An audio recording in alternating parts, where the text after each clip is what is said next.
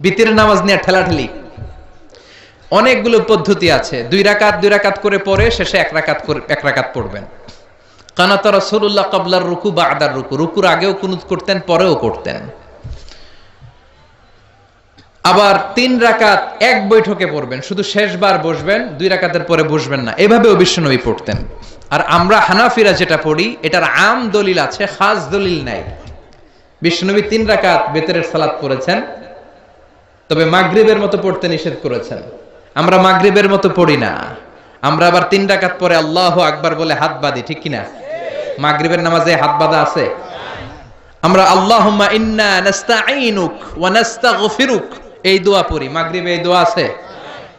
হানাফিরা এই হাদিসের আলোকে আম দলিল নিয়েছেন যে 3 রাকাত আমরা যেভাবে পড়ি মাগরিব থেকে একটু টুইস্ট করে আলাদা, এভাবেও পড়া যাবে।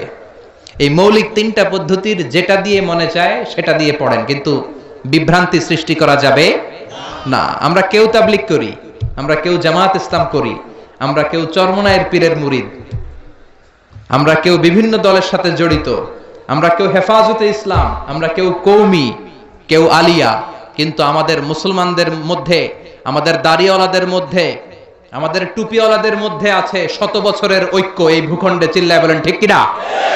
এজন্য দাওয়াতের নামে, সহিহ হাদিসের নামে, ইসলামের নামে এই দেশের ঐক্য আপনারা নষ্ট করবেন না। এই ঐক্য নষ্ট করার কোনো অধিকার আপনাদের নাই, চিৎকার করে বলেন ঠিক কিনা? ইসলাম মানতে হলে সহিহ সুন্নাহর আলোকেই মানতে হবে, সহিহ কথার আলোকেই মানতে হবে। But your approach should be very flexible. আপনার অ্যাপ্রোচটা এমন অ্যাপ্রোচ হতে হবে যাতে করে মানুষ আপনার কথা বুঝে, মানুষ এটা সহজে রিসিভ করতে পারে। যিনি মুফতি, he can provide the legal opinion of Islam, সে ইসলামের ফতুয়া দিয়ে বেড়াবে। তার ফতুয়া একটা কমন জিনিস যেটা থাকতে হবে, আজকে মনে রাখবেন, সেটা হচ্ছে আত-তাইসির। আমার সাথে সাথে বলেন, সেটা কি?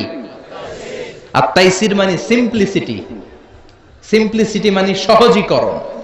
ইসলামের যত আহকাম, যত নিয়ম কানুন, যত কোডিং সিস্টেম, যত রুলিং সিস্টেম, যত লিগ্যাল অপিনিয়ন, সবগুলো আমাদের মানতে বুঝতে সহজ হবে, আমাদের জন্য কঠিন হবে না।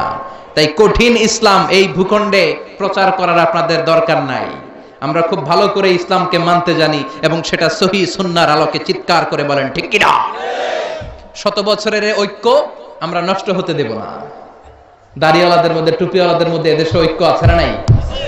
আছে না নাই? এই ঐক্যকে সংরক্ষণ করার দরকার আছে না নাই? আল্লাহ তুমি আমাদেরকে সহিহ সমঝ দান করো, আমরা পড়ি আমিন।